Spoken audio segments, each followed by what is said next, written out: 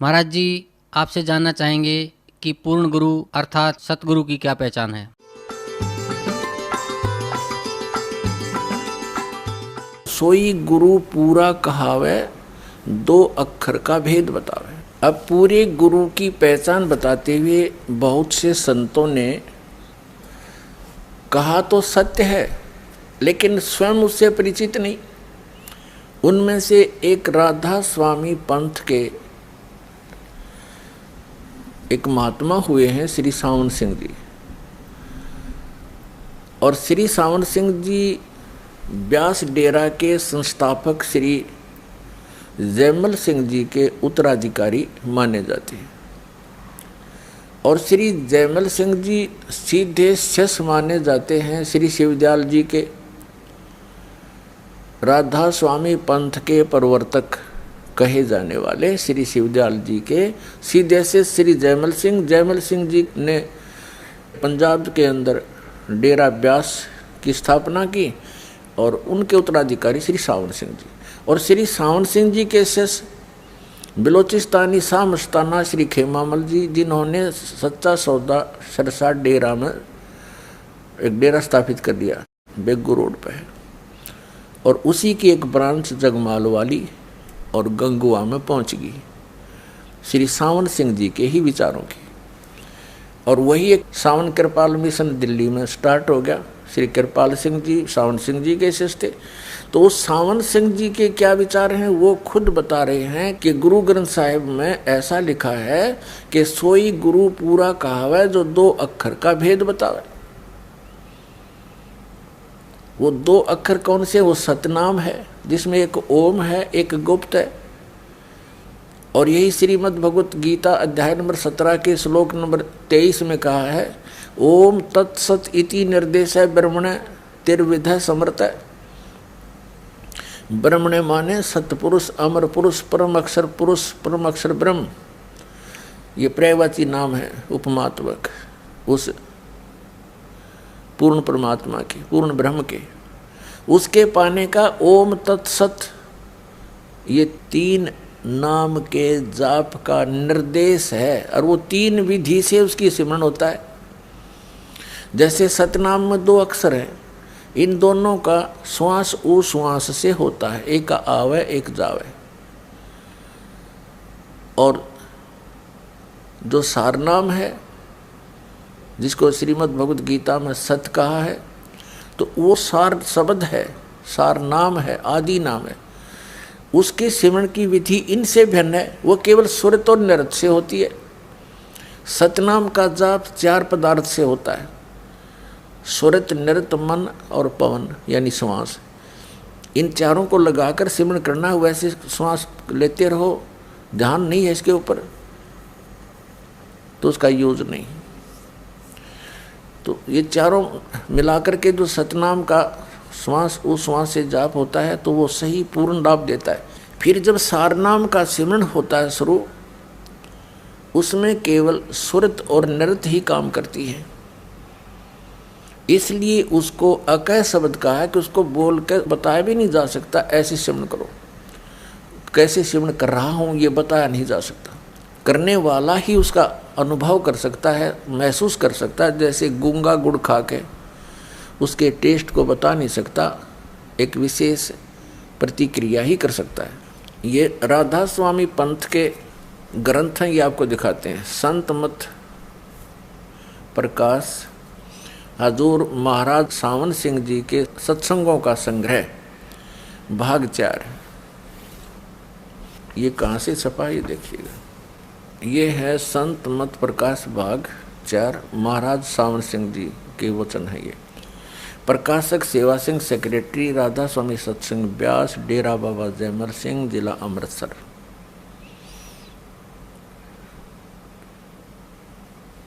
(1975) से छपती आ रही है ये।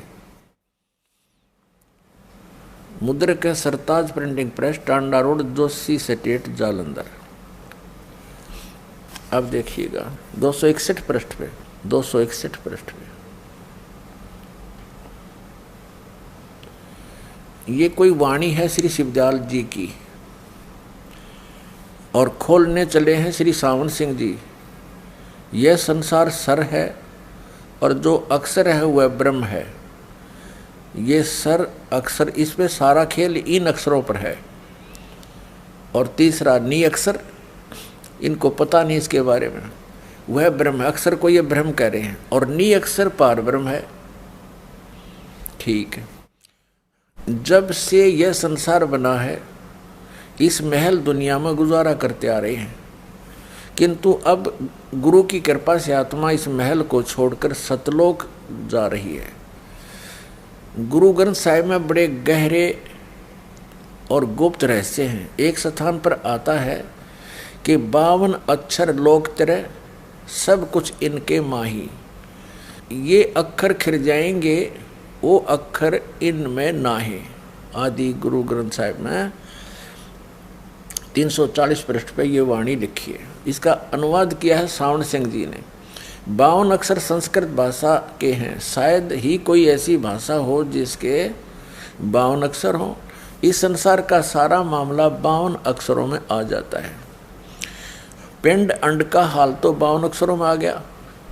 आगे 2 अक्षर और हैं जो पार ब्रह्म में है। इसके विषय में ग्रंथ साहिब में लिखा है। ये कहते हैं वह 2 अक्षर जो हैं, ये है तो सतनाम की तरफ संकेत। इन कख पता था इन मारे सट्टे नको पार ब्रह्म मिलेंगे मरे पाछ है। ये तो जीते जी सिमन करना है इनका। आगे देखो, ग्रंथ साहिब का हवाला दिया है कि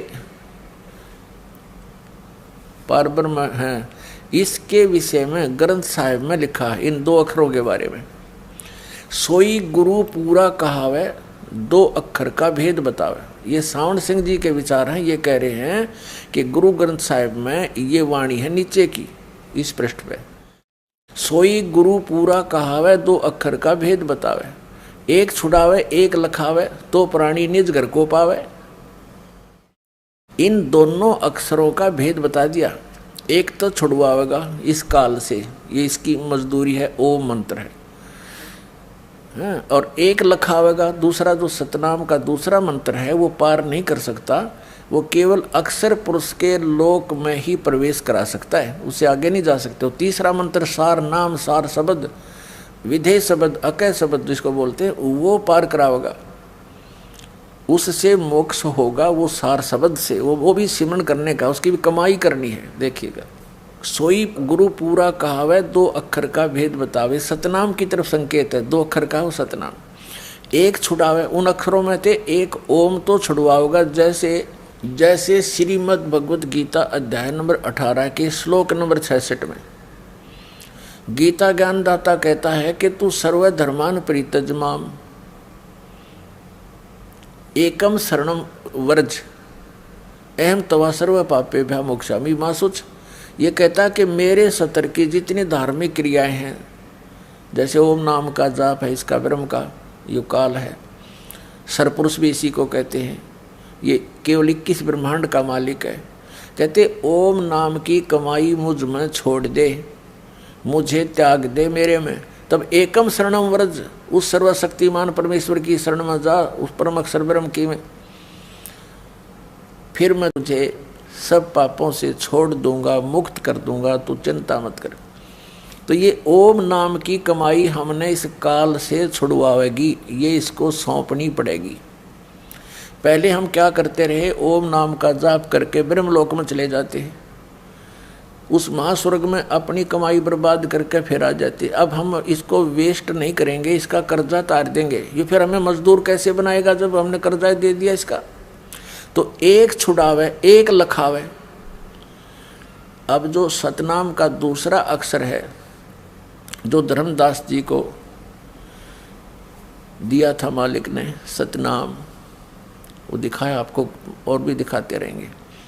तो दूसरा मंत्र जो है वो अक्षर पुरुष की कमाई है, जो हमें 11वें द्वार से पार करके जाएगा। वो जो दूसरा मंत्र है सतनाम का, वो अक्षर पुरुष का है, उसके साथ संग ब्रह्मांड है। इस ब्रह्म लोक से, सरपुरुष के लोक से हम जब चलेंगे तो 11वें द्वार को सतनाम का दूसरा अक्षर ही खोल सकता है और नहीं खुल सकता। तो जब वो 11वां द्वार हम पार करेंगे तो वहाँ पर ये सतनाम के दूसरा अक्षर की कमाई काम करेगी, और उसकी कमाई का हम टैक्स देंगे, किराया देंगे, रेंट देंगे इसको, क्योंकि 7 संग ब्रह्मांड को पार करके हमने सतलोक में पहुंचना है। जो हमारा दूसरा मंत्र है सतनाम का, ये हमें भंवर गुफा तक पहुंचा देगा, और वो भंवर गुफा है, वहाँ एक बैरियर लगा है, वहाँ से सतलोक दिखाई देना शुरू हो जाता है। लेकिन जिसके पास सार शब्द नहीं है, वो तीसरा नाम विधेय शब्द नहीं है, वो मंत्र उसकी कमाई नहीं है, तो वहाँ देख सकता है, उसमें प्रवेश नहीं कर सकता 12वें द्वार में। तो इस प्रकार इन तीनों मंत्रों का अपने अपने स्थान तक पूरा लाभ है। तो 3 मंत्र का जाप है। गीता जी अध्याय नंबर 17 के श्लोक नंबर 23 में भी कहा है ओम तत्सत इति निर्देश है। ये सांकेतिक शब्द, ओम तो क्लियर है, ओम तत्सत इति निर्देश है। ब्रह्मण तिर्वेद समर्थ है। ब्रह्मण माने सच्चिदानंद घन ब्रह्म के पाने का, सतलोक जाने का। लेकिन गीता ज्ञानदाता को इन 2 मंत्रों का पता नहीं। ओम तो सीधा है,